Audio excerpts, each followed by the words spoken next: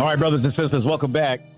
It is WVON 1690, the talk of Chicago. You're listening to Straight Words every Tuesday night. We come to you on WVON from 9 p.m. until midnight. Brother Nayaba Richard Muhammad is taking a rest tonight. Brother James G. Muhammad and Brother B.J. Murphy, we are here. You can get on the phone lines, brothers and sisters, and call us 773-591-1690, 773-591-1690. And Brother James G., we got a great guest. Brother Nayaba wanted us to talk to one of his fellow comrades, Sister Nayaba Arinde. Assalamu alaikum. Peace, sister. How you doing? Walaikum salam, brother. How are you? I'm fine. Thank you so much. Doing good. I want to introduce you properly. You are an editor at large. You're a special correspondent. You're a radio host, producer, reporter, author, social justice activist. You got over 30 years of working in America and England, and you used to be editor at the New York Amsterdam News, right? Yes, sir. 18 years. Wow, 18 years. That's a very high-level black newspaper. We thank you so much for joining us. You've done so many incredible things. I know Brother Nayaba wanted to get you on, and what are some of the things that you have on your mind that you want to share with us in the city of Chicago and all over the country tonight? Well, when Brother Nayaba and I was talking, we were talking about what was going on in the city of New York, which, from what I'm hearing, is very common in all the major cities.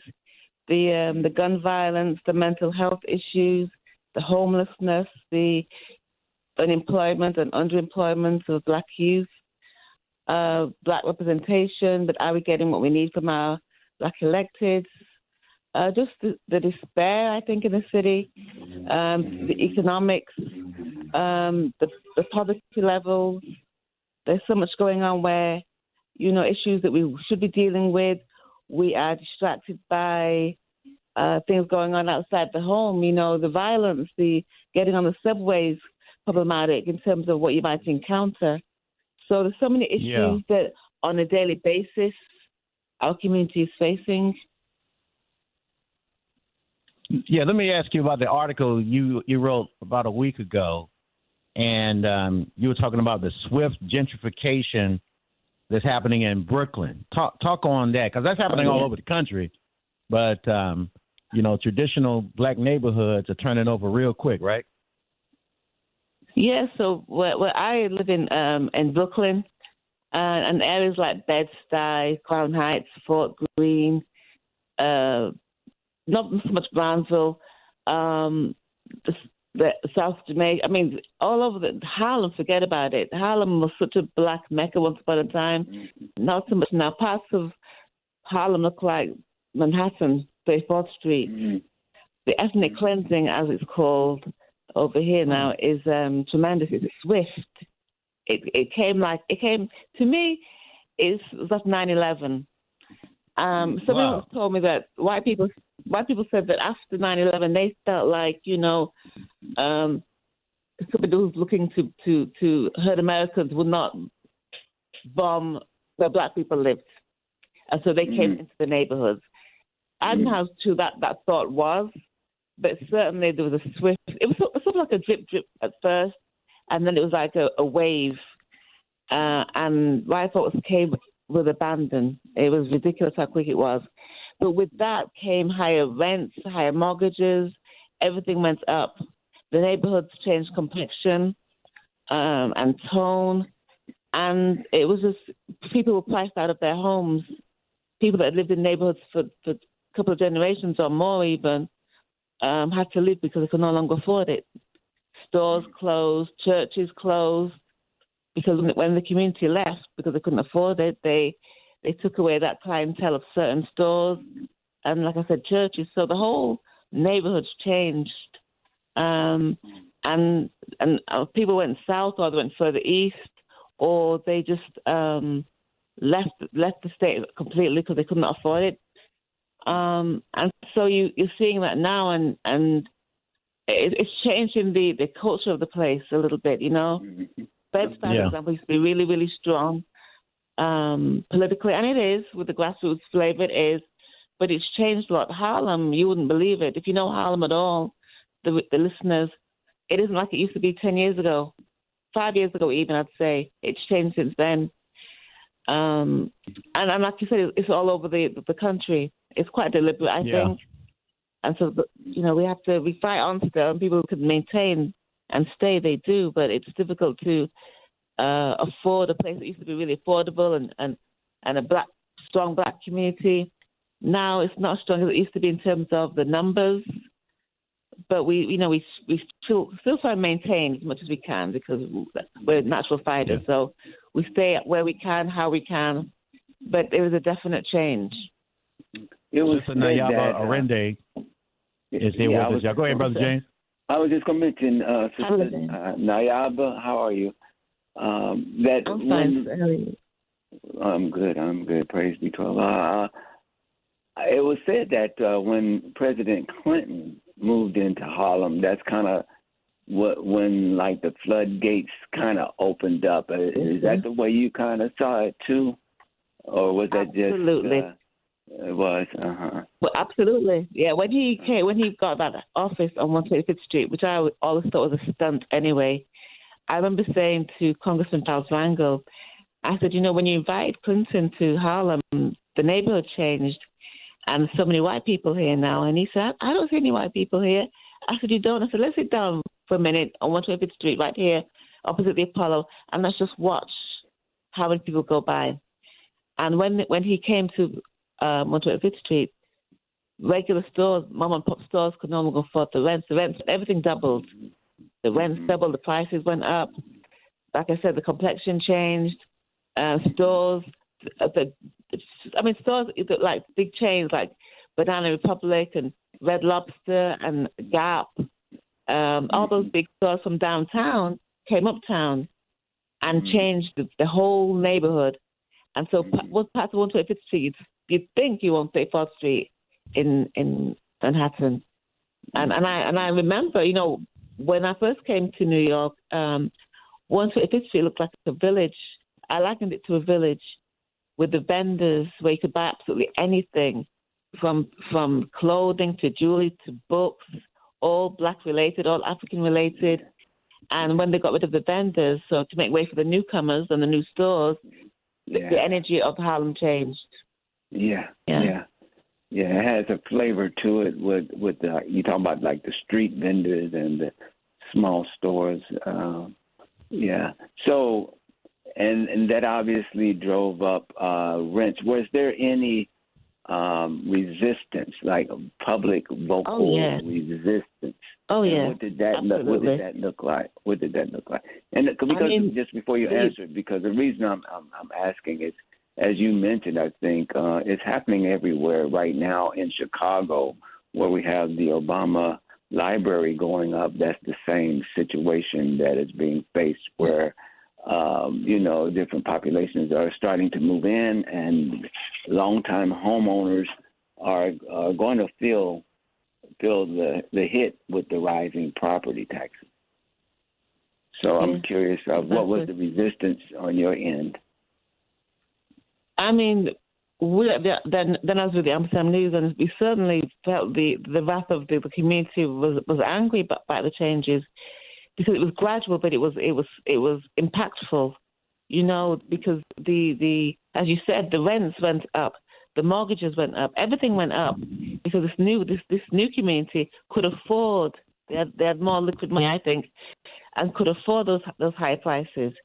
And so those who've been there forever, generations, old Harlemites, couldn't afford to be where their parents and perhaps grandparents had been, because now this new community, the white people, wanted those houses, could afford those houses, and got them. And so the community, the vendors, I remember there were many protests trying to protect the vendors, and there were many protests and rallies in support of the black store owners, who people had grown up going to those stores, coming from school and going to the stores, or if it was a clothing store, moms had gone there to get the uniforms and schools closed for school, or Easter, or whatever it was. There was family, almost like rituals. You went for your groceries, it's where you went for your clothes, it's where you went for every goods and services that you needed, it was right there on 125th Street, and now they're in danger of not being able to afford to be there. So one by one, those stores left. Mart 125 gone, and it's still empty. It's been empty for about 20 years, but it's empty. All those vendors that were there, gone. And so it affects the whole community because, families are affected as well as individuals, local businesses, mom and pop stores, they're affected. So the culture of the neighborhood changes. And yes, the people rallied and they protested, but it was to know that it had been planned years ahead, I believe. These things don't come overnight. They're planned in every city. Yeah, every city where there's a black or brown majority, because they're not a minority, they plan it, and it's systematic, and you can see by the fact that it's like a domino effect across the nation, where all these black cities have the same experience. How can that be just a coincidence? It's not. It's a plan. So we try to still as much as we can. Mr. Nayaba Arinde, I want to ask you a question. She's a correspondent, y'all, out of New York City. Have you identified the political people that are in cahoots with the developers that are doing all this? Because you can't get this done without some people cooperating. And if as fast as it's moving, like you're saying, it's got to be some people that's in the pockets.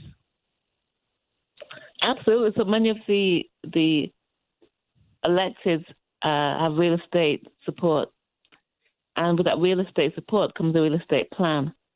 And so for example, like in Brooklyn, you have condos being thrown up every, 10 years almost. Where I used to live, there's 5 new condos was thrown up within 1 year. Now you're thinking, who's going to live there? Because first of all, the rent is if you want to buy, it's like $1 million plus. The rents are like $4,000 or $5,000 per month. And they're built in neighborhoods where the AMI is maybe 35, 40, maybe 50,000, maybe 60. But to get in the door, you've got to be 80, 100,000. So they're not being built for the local community. And you said AMI. What is AMI? AMI. Oh, sorry. The average medium income. My fault. The average medium income of what maybe a family of 3. So in East New York. Okay. The average median income is about $35,000.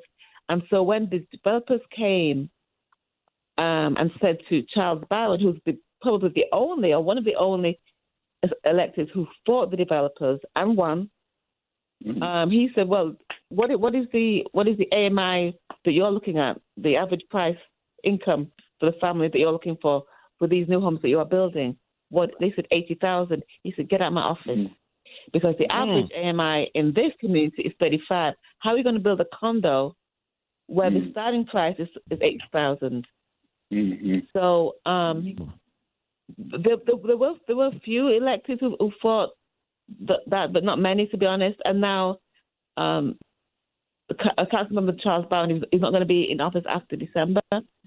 So goodness knows what's going to happen in terms of housing and pricing and all of that. Because in East New York, he built a lot of, I think, 20,000 new units, and they're all affordable.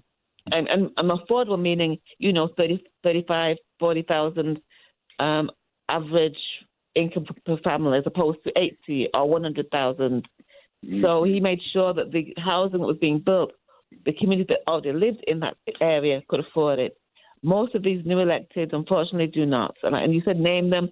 There are many. We have 51 council members. In an election last week, 51 council members, some are incumbent. There are a couple of new ones, but not seen yet who was in the pocket of real estate, but I'm willing to bet it was quite a few. And as you said, it can't be done without their collusion. Right. So sis, you talked about the vendors and that. Where are people migrating to now? Like from the Harlem, those who were in Harlem, are there specific areas that they migrated to? Because like in Chicago, a lot of migration came out to the suburbs from those who were being displaced in the city. I was curious, what did you see happening from those who used to be in the Harlem area? Well, I think the homeowners, a lot of the homeowners went down south. Oh, south. Okay. You say that. Okay. The older ones, the elder ones, they went down south. And some of them, some of it was like going home because a lot of Southerners came up north, you know. Their families, some of them still got land, or families in the Carolinas or Virginia. Others, a lot of them. I don't know if any went to other cities like Chicago or even out west. I'm not sure how many went there because the prices seem to be the same. Some people went to Jersey, where it was cheaper for a minute out there, or Connecticut, where it was cheaper out there for a minute. They just they couldn't afford to be in Harlem or in Brooklyn. It's crazy because, these are areas that are really traditionally black areas with strong political histories and cultural too. And so to have to leave those neighborhoods that you were raised in and find somewhere else that's more affordable is traumatizing, really. It's a change of a lifestyle for so many people. But if you can't afford to live in your area where you've lived your entire life, guess what? You have to move. You have no choice. So people moved further and further east in New York, or in Brooklyn at least. But now, one of the last strongholds where it's not being gentrified, areas like Brownsville and East New York, they're probably the last areas. But even those areas now, you're seeing smatterings, and they're changing just a little bit. So I don't know where they want people to go. They cannot send them into the sea, but that's how further east is the sea. So I think people just finding maybe up there going upstate, I guess, you know. But you got to find somewhere to be. If you can't be where you can't. Sister Nayaba Arinde is on. We got a phone call here. I think somebody wants to talk to you, Sister. Brother Sam Bell, are you on WVON tonight on Straight Words? How you doing, sir? Yes, sir. Sir. Yes, sir. Yeah. You got a comment for Sister Nayaba? Yeah. I feel not brain. People what she was talking about. I be seeing people sometimes, on the street, in the tent, and they don't have nowhere to go. I feel that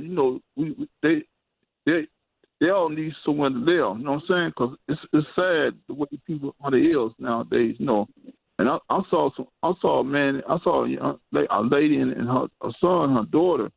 They want somebody to get them something to eat.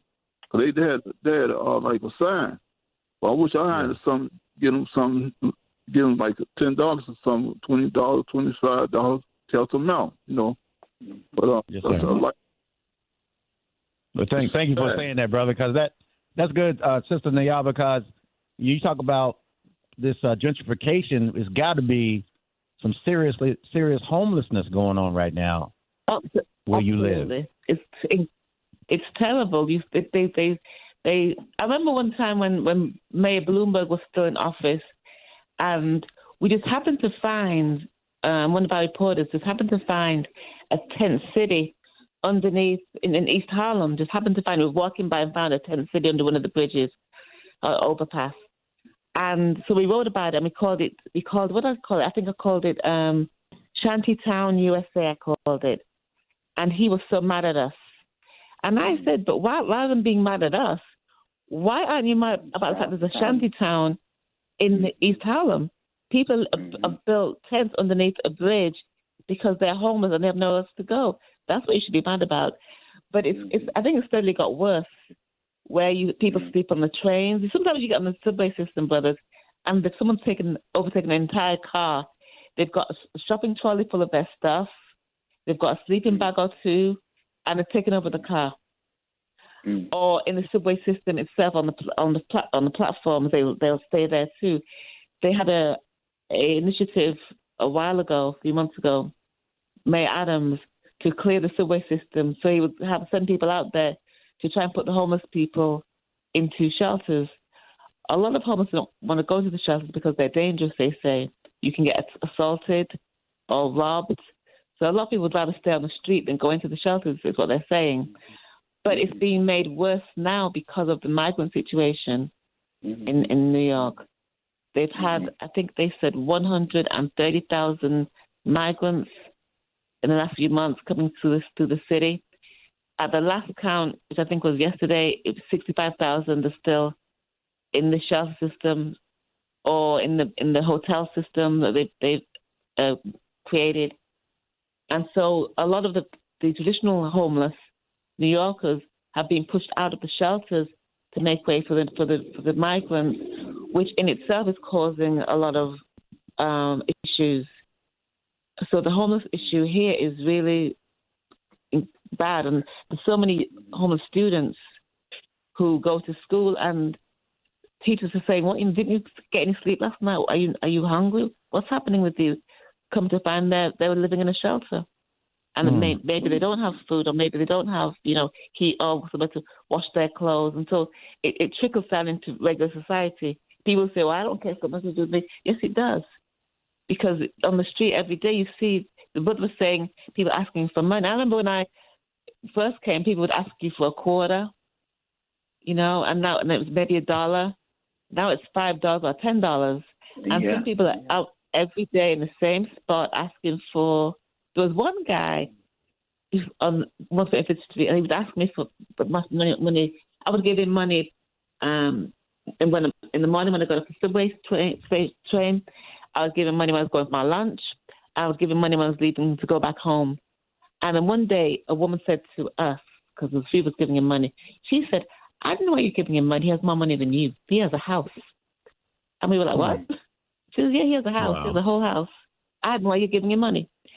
And he used to like shuffle along and had like a speech impediment. But when she said that, he stood up real straight and answered her real clear. So then we knew that was a scam. So when people do that, it puts off people that want to give the homeless money, want to help, but then you have a degree of scamming going on, which makes you think, well, I thought that guy was genuine or that woman was genuine. Come and find that they're not. So you have to use your own discernment, whether you give money or you don't give money, or buy somebody breakfast or lunch. You can do that too. But there is a lot of genuine, they say now, unhoused people on the streets of New York. It's bad. You said that the people in the shelters were being moved out because of the migrants. Are you saying that they literally were like being forced to leave so that the migrants could replace them, or how do you mean when you say they were moved out? Some people were told maybe the day of or the night before, "Oh, you're gonna have to move because we're moving other people in." And if it was a family with children, then definitely had no choice. Some people have been in shelters for months. There was one woman who lived in, she lived in the Bronx in a shelter. She'd been there for a few months. And she was told, "You've got to move to Queens." She said, "But all my medical stuff is in Harlem or the Bronx. I can't go to Queens." They said, "Well, you have to, because your room's not been given to somebody else." And that was a very familiar story, unfortunately. So I have a family member who works with women in shelter, and that happened there too. And so these women who are already traumatized now have to, move on out because, someone else is coming in. So it's problematic. It's not being, I don't think they thought it through, because there's an armory close by to where I am now. And I walked over there to talk to some of the African migrants, because at one point they were only talking to the Latino. They only showed the Latino migrants. I thought, let me go see what's happening with the African migrants, because I don't see them being interviewed or talked about on the news at all. So I went over there, and I was asking them, how did you get here, and what are you doing here, and all kinds of different stories, right? But I was also watching what I thought was the regular people that lived, it's a men's shelter now, the regular men that lived in the armory. And I was watching them watch the migrants. And I was asking some people, is there any kind of tension between the migrants and the traditional, the people that traditionally lived in the armory? And they said yes, because they're being pushed out. And this new collection is coming in, a collection of people are coming in, and they've been displaced. So it's almost like nobody's thinking about what is going to happen when that becomes a real issue. Yeah. Winter is coming. So let's get Michael on the line real quick before we run out of time with you, Sister Nayaba Arinde. She's on with us talking about gentrification going on in New York. Michael, you're on WVON. Good evening, brother. How you doing? I'm doing good. Good to hear your voice. And this topic is one that needs to be talked about every day. These landlords are selling the property. Corporations are coming in and buying up these little houses, driving the prices up. They haven't been building, so there's not enough affordable housing out there. And these people are selling these dumps for $250,000, $300,000, $400,000, $500,000, and they're not even worth it. So who's responsible for that? I'm looking at the mayor in Kansas City in misery, Missouri, but I call it MISER. Why? It's misery. Winter is coming. Yeah. The ice man coming. And people, let a few people start freezing to death. And I was wondering how long it was going to take for this conversation to come up, because I go down there to the courthouse and I see a room full of, and I'm not lying, black people that are being kicked out of their homes because the landlords, who are typically white, want to sell the homes. A lot of them are older, and they just don't want to deal with tenants or renting the houses anymore. So if you can't abide the American dream, which is not pretty much, it's a dream, it's not existent. This is one of the reasons why Biden is going to have to step in. There's going to need to be some federal intervention, just like when they had COVID, because black people are losing their homes and their properties, and they are not going to have any way to pass anything down to their children and their grandchildren. People better wake up and start holding these politicians accountable. In misery, they got $69 million for affordable housing. Only $16 million was spent. So where did the rest of the money go? I guarantee you it went in the mayor's pocket, and his name is Lucas, Quentin Lucas. You know, you got the black mayor in New York. I don't know what people are saying about him, and you got a black mayor in Chicago. I don't know what's going on in all of these cities, except everybody that I talked to said they cannot find affordable housing. And I'm not blaming it on the migrants. I'm blaming it on the government, because they know babies are born every day. The population is growing. What were they thinking, not having enough houses? They did that intentionally just so that they can drive up the price, because they hadn't been building. Now they're building, but they've given these people an opportunity to stiff everybody that they want. If you're ever going to get a house, you better get a loan from the bank, and it's going to be interesting. It's going to be just like 2008, where people are in these situations and they won't be able to afford these homes, and it's a mess. The federal government needs to step in, provide some financial relief, just like they did during COVID, because the jobs are not there. You're having to work 2 or 3 jobs. If you're trying to raise a family, it has gotten ridiculously difficult, and it's heartbreaking. I'm going to hang up after this. I saw a black woman sitting in the park with her couch, her furniture, her clothes, and it was tarps was covering up her stuff. It doesn't take much for a person to lose their home. A family member died. Her husband could have died. She could have gotten fired from a job. She could have medical issues. She could have a child that's in need. And as a result of that, all of her money and resources are going priority somewhere else, and people get behind on the house. I don't know.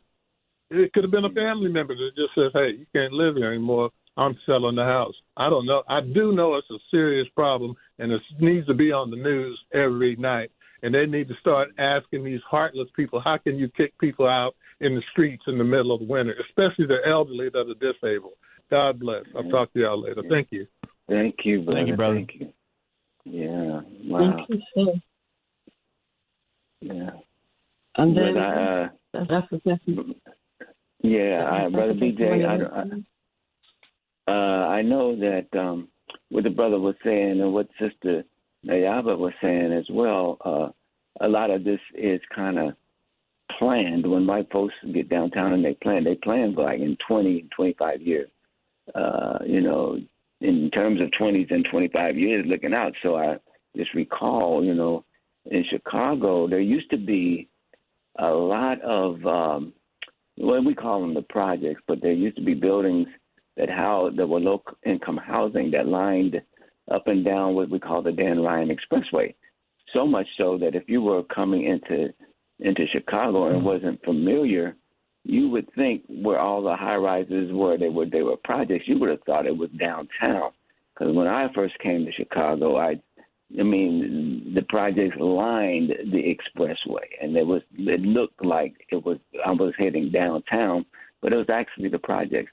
And what they did, they cleared out the projects, they tore down the buildings, and they let the land remain vacant long enough for people who moved to be forgotten about, because they promised to build replacement housing and make some of it affordable and bring many of those people back. But they waited. Yes, the time frame was so long that, people get lost. They intentionally don't call people back. And so Now that they're building again, it's taking on a whole new flavor, and it's attracting a higher income population. And so that's kind of how a lot of our areas here are changing. Yes, sir. Yes, sir. Yeah, we got to move on to our next guest. Yes, sir. But Sister Nayaba Arinde, thank you so much for the fascinating information you gave us. How can people read more of your work, get in contact with you, Sister? Thank you for having me on. I'm very, very honored and incredibly grateful for this opportunity. I am on social media, all the platforms, Instagram, Facebook. It's just my name, Nayaba Arinde. You can find me. I'm freelancing now. I'm an editor at large. I'm doing some media consultancy and some writing. So you can get me on social media. And I have a radio show, Back to Basics, on inceptionfm.com. So I'm around, trying to talk about issues of our community, local, national, and international. Yes, ma'am. We're definitely going to have you back on with Brother Naba. I know he wants to talk one-on-one with you. So thank you so much, Sister, and you take care of yourself, and we look forward to following back up with you. You have a good week. Thank you, brothers. You too now. Appreciate you. Thank you. All right. All right. Peace. All right. We got Sister Midian Holmes, and she's been keeping up and being with the family of Elijah McClain. And she's out of Denver, Colorado. She's the owner and founder of 8 p.m. Consulting for Humanity, the CEO of the epitome of Black excellence and partnership in Denver. And, of course, we're talking about Elijah McClain, the 23-year-old Black man from Aurora, Colorado, who was killed walking home from a convenience store a couple of years ago. 3 police officers and 2 paramedics were reportedly responsible for his death during the violent encounter. And, of course, last week, the officer, his name was Nathan Woodyard, who put him in a chokehold, was found not guilty on all counts. Sister Holmes, Sister Midian, how you doing? Peace to you, sister. How you doing? Thank you for joining us. Well, good evening. Thank you for having me. And we're holding on. We're holding on out here. It's hard. It's tough. Community is definitely feeling this, and we are holding on. Yes, ma'am. So tell me, when the verdict came down, what took place in the courtroom? I know his mother was visibly upset. This was not the outcome everybody was looking for. What did you think about the trial and the outcome? Just give us your thoughts. Sure. So this is the second of 3 trials. So this is a 3-part series apparently that the state is pursuing. So Nathan Woodyard is the 3rd officer to be tried. And so in this particular trial, I'll start from the end and go backwards. So when the verdict was read, it was devastating. It was devastating. And Miss Shanine McClain, who is Elijah's mother, of course, she was emotional. As the verdict was read, the Attorney General, Phil Weiser, was in the courtroom, and some of his staff came for the reading of the verdict. And throughout the duration of this, Attorney Phil Weiser and Ms. Shanine have made a connection as best they can, right, through a tragedy like this. And so he actually held her and he embraced her as we kind of bunkered down to listen to what the verdict was going to be. And sure enough, it came back not guilty. And, you know, there was a distinction. You know, obviously when there are hearings or cases like this, you have one side of the courtroom is essentially reserved for the defendant and family, and then the other side is reserved for the victim and family. So already the scene is set in division. One side of the courtroom was celebratory, while the other side of the courtroom mourned in sorrow. And Ms. Shanine was very hurt, and she was very distraught with it, and she did break into tears. And once the verdict was read and the jury was dismissed, you know, it wasn't lost on me that when the jury comes in and out of the courtroom, everyone is asked to stand to receive and to essentially dismiss them. And Ms. Shanine was very, very compliant with that throughout the trial. But after this not guilty verdict came in, it was not lost on me that she did not rise as the jury left the courtroom. And the lawyers that were there, the prosecuting attorneys that were there, they came and they did what I would say is all they could do, and just told her that they felt like change is coming and they felt like they fought for Elijah. And but there are no words that can console her. And so finally, when her and I connected, we held hands and we walked out of the courtroom with our fists raised in the air. You know, we just had our fists up in the air and we took our walk out of the courtroom and out of the courthouse. Yeah. Sister, as you were, I'm sorry, I was quickly, as you were in the courtroom, as you were attending the trial, I would imagine, did you hear anything that might lead you to rationalize that the jury would acquit the officer that was on trial? No, I didn't. And so, interestingly enough, in this trial, there was more footage. There was more video. There was a lot more of the gruesome expression of what happened that night that was actually played for the jury. So as I watched that and I was traumatized by it, I was actually really, really taken aback that the jury would have seen something like that and found a way to unanimously say that this was a not guilty verdict. Nathan Whittier took a stand in his own defense, which is very rare in cases like this. Yeah. And his commentary on the stand was right out of the playbook of I Feared for My Life. It was right out of the playbook. And so these are things that we've heard before. This is a song and dance we've heard before. And there was nothing about Elijah that night that was threatening when he was in the convenience store, as he walked home, or as he encountered with the police. There was nothing that was threatening about him. So everything, every crossroads that Nathan Whittier and those other two officers came to choose violence or de-escalation, they chose violence. It was the officers that chose violence each and every time. And so for him to claim that he feared for his life, it's frustrating because these officers want it both ways. They want to show up all big and bad and, you know, I've got the authority. And then when something goes wrong, they all of a sudden want to be fearing for their life as if, you know, the big scary black guy was scary. And Elijah McClain was 130 pounds fully wet. Great. And there were 14 officers. At the end of the day, there were 14 officers that came on scene. So no one feared for their life except for Elijah. But he used an illegal chokehold, right? The officer? It's illegal now. It was not banned in 2019 when Elijah was killed and murdered. Actually, is what I call it. It wasn't illegal then, but after the outcry, after the murder of Elijah McClain, they did ban the carotid hold, which is a chokehold. Yeah. Okay. I was going to ask you, Sister Holmes is here. Midian Holmes. You talk about Elijah McClain, who was killed by Aurora police a couple of years ago, and the latest officer was found not guilty of killing him last week in Aurora, Colorado.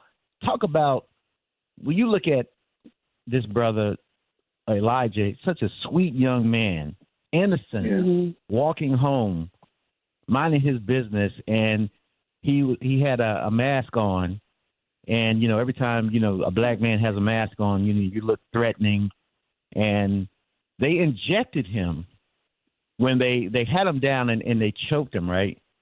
Mm-hmm. And I think the paramedics who also played a role in his death,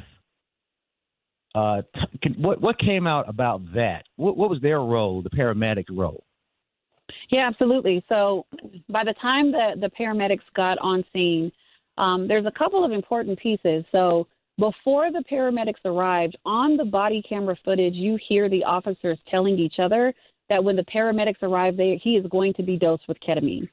So they already made the call on scene without the paramedics even showing up, which is the reason why I have found myself convicted that this was murder. They had planned to ensure that Elijah couldn't go home that night after they crossed that line of no return. They had choked him out. They had continued to hit him and beat him on the ground. He threw up. He vomited. They kept him in a position where he was being suffocated in his own vomit. And they knew before the paramedics arrived that Elijah was dying. He was dying. And that was actually a part of the testimony through the hypoxia, the acidosis. He was dying before the paramedics got there. When the paramedics arrived, that is when they gave him a large dose of ketamine. Now, again, Elijah McClain was about 130 pounds. They gave him a dose of ketamine that was sufficient for a full-grown horse, an actual horse. So when they dosed him with that ketamine, they, as medical professionals, knew that this dosage was beyond any measure that his body could take. So that ketamine dose came in, and then ultimately Elijah McClain went into cardiac arrest. Do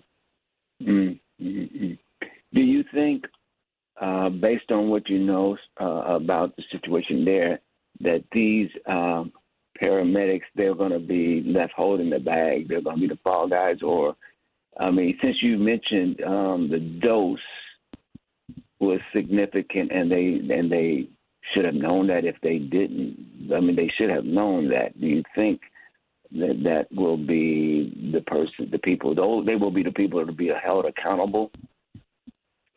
Because we've gotten the verdicts that we've gotten, hope is dismal. However, there has been this pointing of the finger of it wasn't us as officers, it was actually the ketamine that killed him.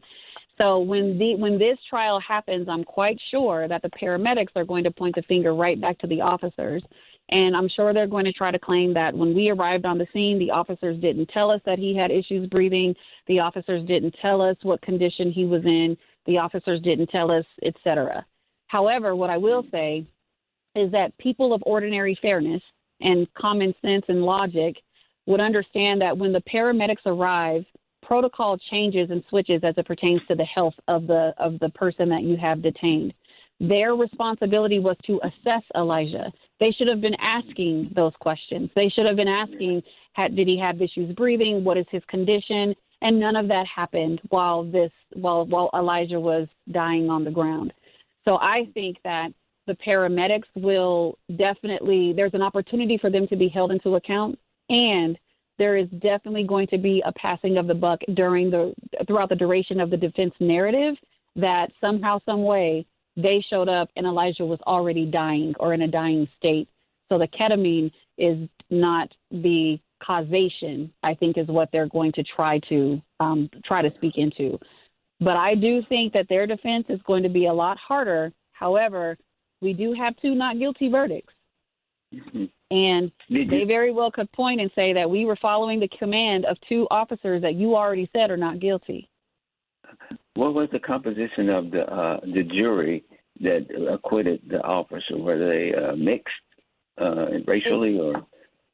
It was not very diverse. There was one woman that appeared to identify as Black, and then there was one man that appeared to identify as Latino.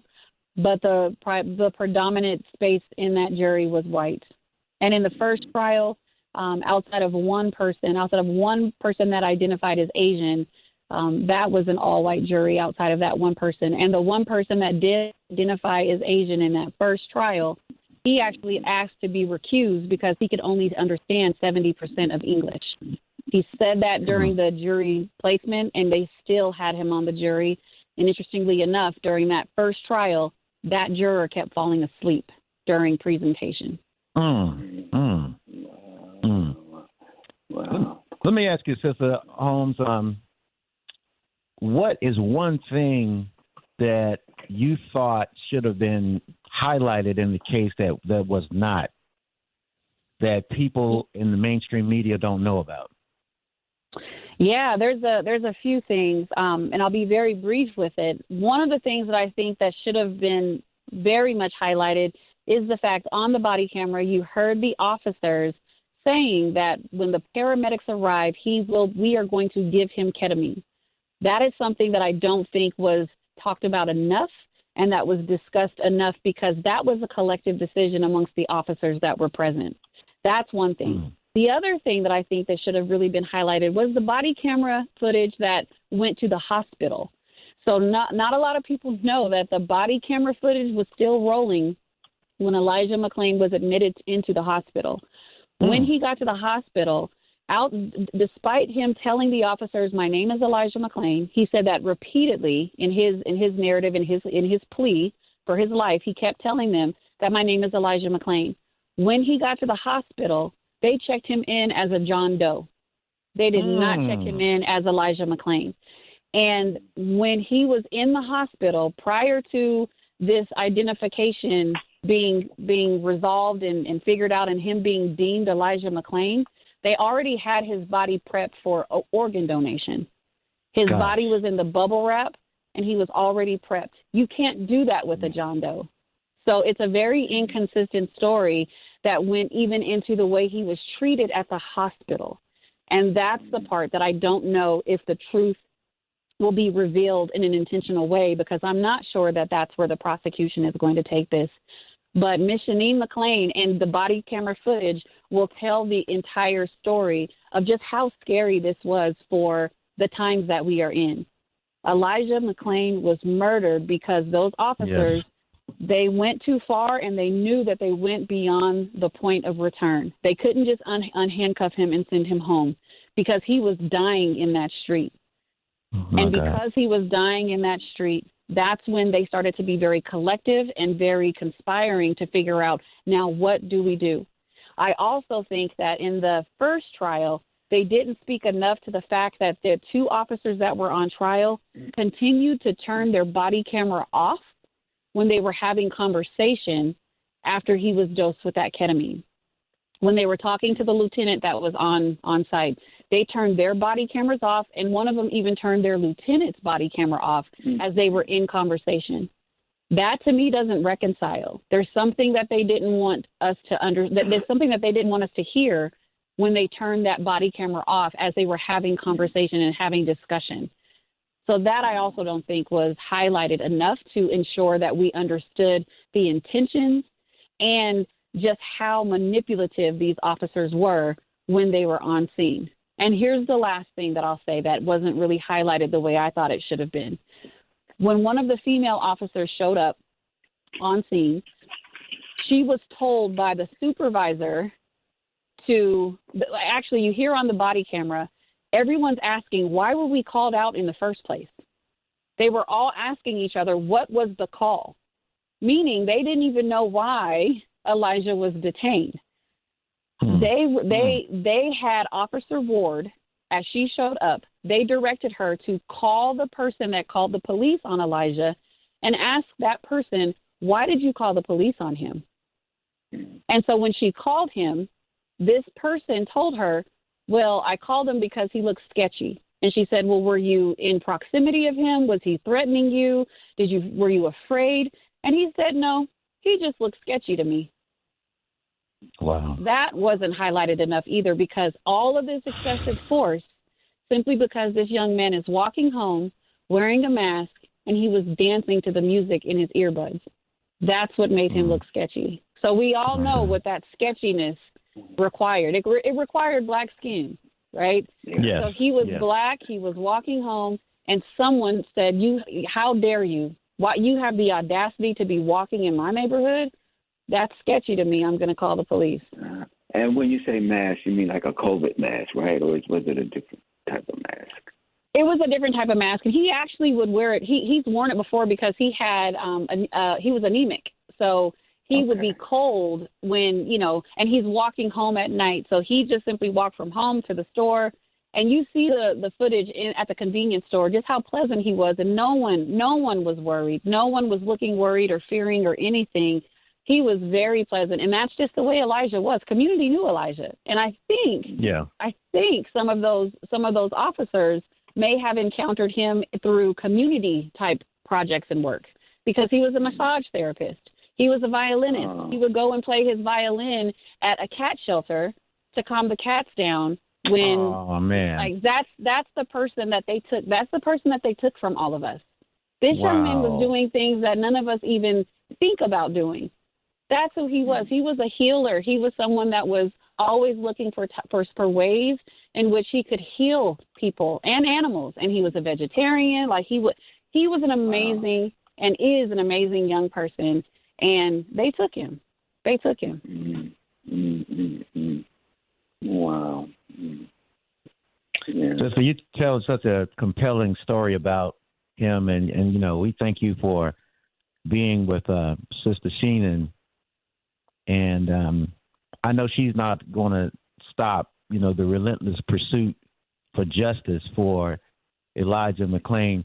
What are you and some of the other activists, what do you guys have planned on his behalf in Aurora, Colorado right now?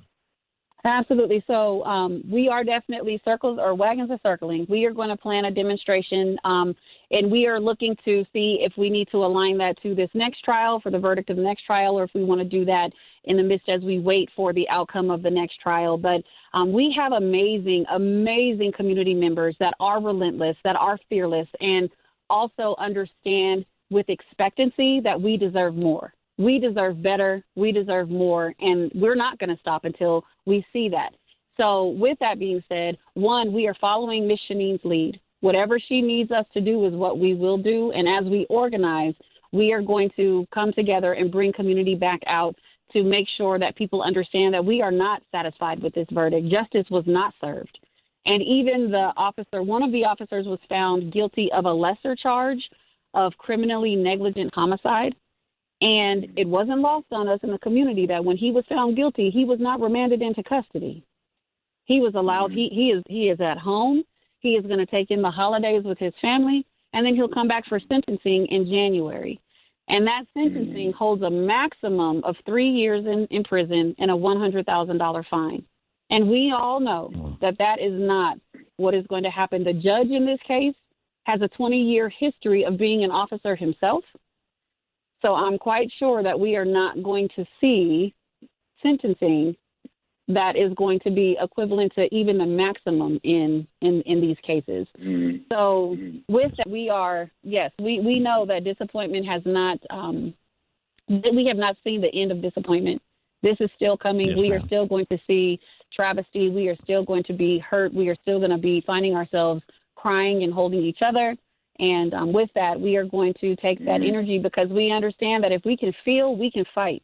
And that's one thing that I will say that the activists in our community understand. As we cry together, we know that we're still in the fight together. So, yeah. We got about 30 seconds, sister. I want to get some contact information out, how people can get in contact with you. They want to support you.